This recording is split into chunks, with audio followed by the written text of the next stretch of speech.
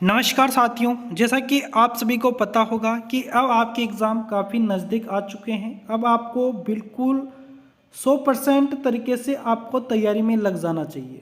हम आपके लिए लगातार तरीके से क्लासें प्रोवाइड करवा रहे हैं, तो आपको क्लासों को रेगुलर तरीके से देखना है।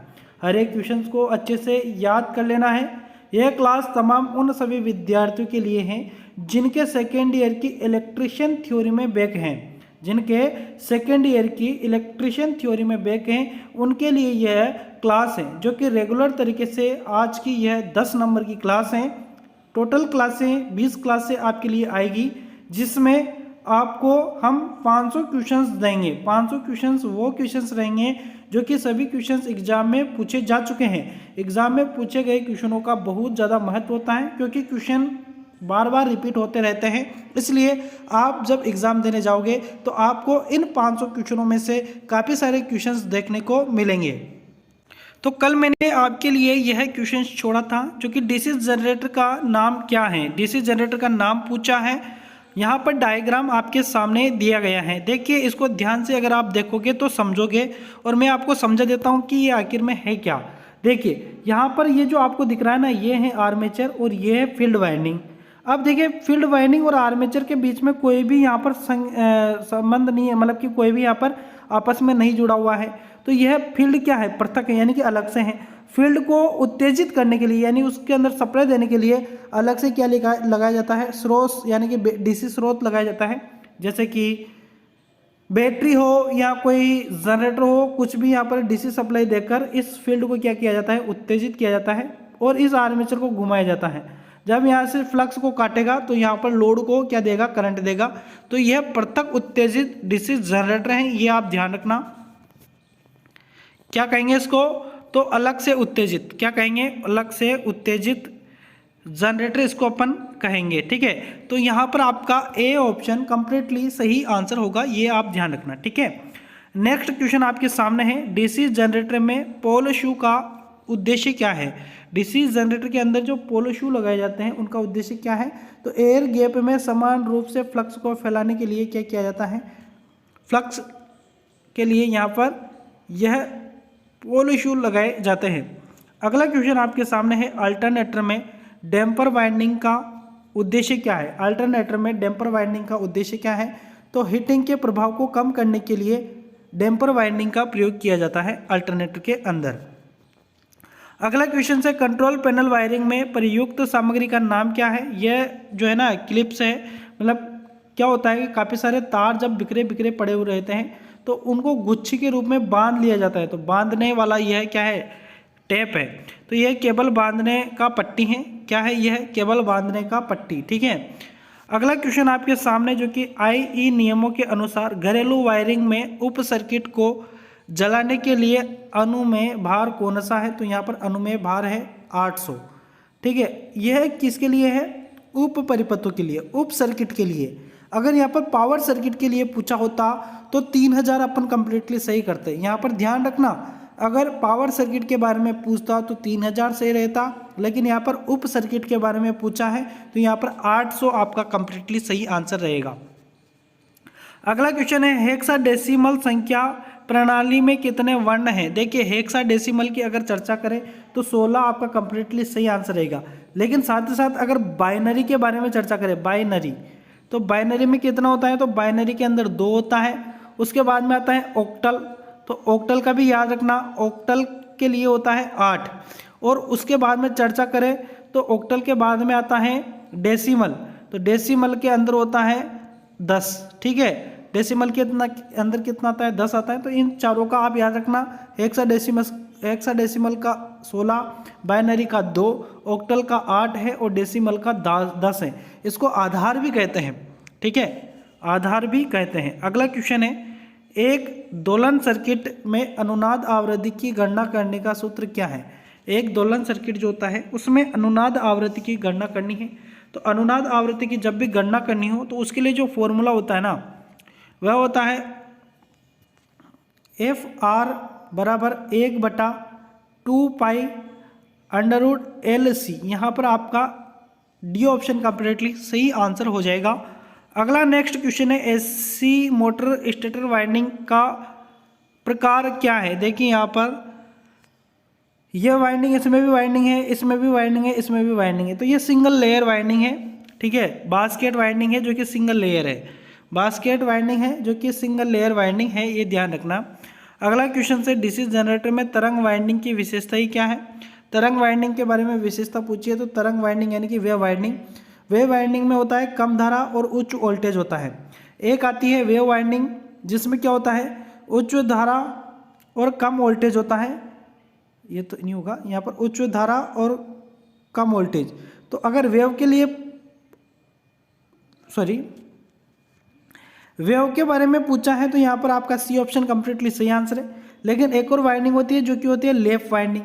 लेफ्ट वाइंडिंग के लिए यहाँ पर आपका बी ऑप्शन सही रहेगा, लेफ्ट के लिए बी ऑप्शन, और यहाँ पर वेव के बारे में पूछा है तो सी ऑप्शन अपना यहाँ पर कंप्लीटली सही आंसर है। ठीक है, अगला क्वेश्चन आपके सामने घरेलू उपभोक्ताओं के लिए अपनाई गई ऐसी वितरण लाइनों में वोल्टेज अनुपात क्या है। तो इसके लिए वोल्टेज अनुपात है जो कि 415 वोल्ट से 240 वोल्ट। ये भी काफ़ी बार क्वेश्चन पूछा गया है, सी ऑप्शन यहाँ पर कंप्लीटली सही आंसर है। अगला क्वेश्चन है स्वचालित स्टार डेल्टा स्टार्टर में टाइमर का कार्य क्या है। तो स्वचालित स्टार डेल्टा स्टार्टर जो होता है ना उसमें टाइमर लगा होता है, उसका उद्देश्य क्या है। तो वह क्या करता है, जब हम मोटर स्टार में चलती है पहले, फिर उसके बाद में टाइमिंग सेट करते हैं, टाइमिंग के अनुसार जितना समय अपन सेट करते हैं उस हिसाब से पहले स्टार में चलेगी, फिर उसके बाद में टाइमिंग पूरा होने के बाद में फिर मोटर किस में चलने लग जाती है, डेल्टा में चलने लग जाती है। तो स्टार से डेल्टा में बदले। ठीक है, अगला क्वेश्चन है ऑपरेशन के मोड के अनुसार किस ड्राइव को वर्गीकृत किया गया है। ऑपरेशन के मोड के अनुसार किस ड्राइव को वर्गीकृत किया गया है। तो निरंतर ड्यूटी ड्राइव, यहाँ पर निरंतर ड्यूटी ड्राइव कंप्लीटली सही आंसर होगा, सी डी और डी। ठीक है, बी ऑप्शन कंप्लीटली सही आंसर। अगला क्वेश्चन से सिंक्रोस्कोप का उपयोग क्या है। सिंक्रोस्कोप का उपयोग पूछा है तो समानता के लिए सही तुरंत संकेत दे, समानता के लिए सही तुरंत संकेत दे, यहाँ पर ए ऑप्शन आपका कंप्लीटली सही आंसर है। अगला क्वेश्चन है मशीन भागों में घर्षण को कम करने के लिए किसका उपयोग किया जाता है। मशीनी भागों में घर्षण को कम करने के लिए किसका उपयोग किया जाता है। तो स्नेक, क्या कहते हैं उसको, स्नेक जो कि होता है ग्रीस या कहें तो ऑयल। ठीक है, तो यही क्या होता है घर्षण को कम करता है। ठीक है, अगला क्वेश्चन ये देखिए वर्कशॉप कैलकुलेशन की क्वेश्चन है जो कि मैंने काफ़ी बार आपको करवा दिए हैं, अब तो आपको याद भी हो गए होंगे। ए इंटू मतलब कि ए इंटू ए की पावर 2 इंटू ए की पावर 3 इंटू ए की पावर 4, यहाँ पर अपन को सारी पावरों को जोड़ना है जो कि कितना हो जाएगा, टोटल 10 हो जाएगा। तो ए की पावर 10 कंप्लीटली सही आंसर। अगला क्वेश्चन से जो कि आपके सामने है 14x, मस्त क्वेश्चन है, ध्यान से देखना समझना, मैं आपको हल करवा के दूंगा। क्वेश्चन से ध्यान से देखेंगे 14x plus 3y plus 25x plus 2y बराबर क्या होगा। तो देखिए यहाँ पर लिखा हुआ है 14x plus 3y plus 25x plus 2y। ठीक है, अपन को x वाले संख्या जोड़ लेनी है। तो x वाली संख्या कितनी है, x वाली है 14, x वाली कितनी है 14 और 25, तो जोड़ेंगे कितना हो गया 14 और 25 कितना हो गया, 14 और 25 हो जाता है 39। तो यहाँ पर हो गया 39x प्लस, उसके बाद यहाँ पर अब जोड़ेंगे y वाली संख्या, 3y और 2y कितना हो गया, तो 5y हो गया। तो 39x प्लस 5y, यहाँ पर अपना डी ऑप्शन कंप्लीटली सही आंसर। नेक्स्ट क्वेश्चन है आई किसको निरूपित करता है। काफ़ी बार बताया है, आई जो होता है ब्याज को निरूपित करता है जो कि इंटरेस्ट अपन इंग्लिश में कहते हैं, है ना। और अगर ईयर की बात करें ई कैसे दर्शाया जाता है, तो एन से दर्शाते हैं, आर से रेट को दर्शाते हैं और पी से प्रिंसिपल को दर्शाते हैं यानी कि मूलधन। ये होता है मूलधन और ये होता है दर और ये होता है वर्ष। ठीक है, और इंटरेस्ट यानी क्या होता है ब्याज होता है।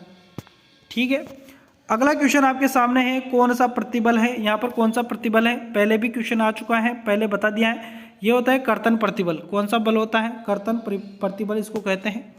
अब क्वेश्चंस करेंगे अपन। आखिरी जो कि साधारण ब्याज में प्रिंसिपल को किस तरह से निरूपित किया जाता है, तो प्रिंसिपल से अभी बताया मैंने, यहाँ पर पी ऑप्शन कंप्लीटली सही आंसर होगा, मूलधन है ना।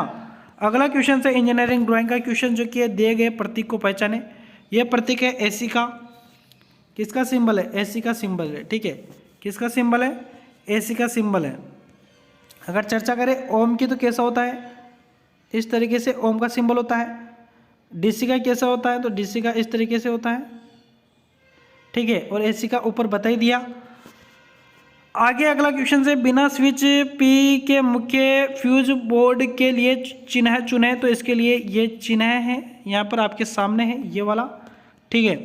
अगला क्वेश्चन आपके सामने है प्रत्यक्ष और प्रत्यावर्ती करंट के लिए प्रतीक की पहचान करें। यहाँ पर देखिए प्रत्यक्ष यानी कि डायरेक्ट, यानी कि डीसी और एसी दोनों के लिए बताना है। एसी तो अपन ने अभी ऊपर भी चर्चा की, एसी का ऐसा होता है, सॉरी डीसी का ऐसा होता है और एसी का ऐसा होता है। ये दोनों कंप्लीटली सही आंसर होंगे। कहाँ पर हैं, तो ये यहाँ पर है, कहाँ पर है, ये रहे, ये ऊपर वाला डीसी और नीचे वाला एसी, ठीक है। आगे अगला क्वेश्चन है जो कि सिंगल पोल एमसीबी कौन सा है, सिंगल पोल, ये सिंगल पोल है, ठीक है, यही कौन सा पोल है, सिंगल पोल है। और ऑप्शन भी देख लेते हैं, ये 4 पोल है, 4, यह यहाँ पर 3 पोल है, ठीक है, और यहाँ पर ये 2 पोल है, ठीक है। बाकी अगला क्वेश्चन से सुरक्षात्मक उपकरण कौन सा है, तो रजिस्टर तो क्या होता है, प्रतिरोध नियंत्रण होता है, सुरक्षात्मक नहीं है, ये नियंत्रण है, ये धारा को नियंत्रित करता है। मैग्नेट चुंबक होती है, कैपेसिटर संधारित्र होता है। तो सुरक्षात्मक के बारे में पूछा है तो ये फ्यूज क्या करेगा, परिपथ की सुरक्षा करता है, ठीक है ना। अगला क्वेश्चन आपके सामने है प्रतीक का नाम क्या है। देखिए इसको ध्यान से देखोगे ना आप, तो बीच में आपको क्या दिख रहा है, कैपेसिटर, और ये जो सिंबल है ये किसका है, पूरा बाहर वाला, यह है किसका, तो यह है माइक्रोफोन का। तो यहाँ पर कंडेंसर माइक्रोफोन कंप्लीटली आपका सही आंसर होगा, सी ऑप्शन। तो यहाँ पर अपन ने कंप्लीट पूरे क्वेश्चनों को कर लिया है, जो कि आपके 250 क्वेश्चंस कंप्लीट हो चुके हैं, 250 क्वेश्चंस और बचे हैं, जो भी अपन रेगुलर तरीके से कंप्लीट कर लेंगे। तो लगातार आप चैनल पर बने रहिए और लगातार क्लासों को देखते रहिए। आपको क्लासों को रेगुलर तरीके से देखोगे तो आप अच्छे तरीके से पास हो पाएंगे, ठीक है। तो क्लासों को अच्छे से देखिए, हर एक क्वेश्चन को अच्छे से याद करें। क्लास अगर आपको अच्छी लग रही है तो क्लास को आप एक लाइक ज़रूर करना, ठीक है, और अपने मित्रों तक जरूर क्लास को शेयर कर देना। मिलेंगे नेक्स्ट वीडियो में, तब तक के लिए धन्यवाद, शुक्रिया।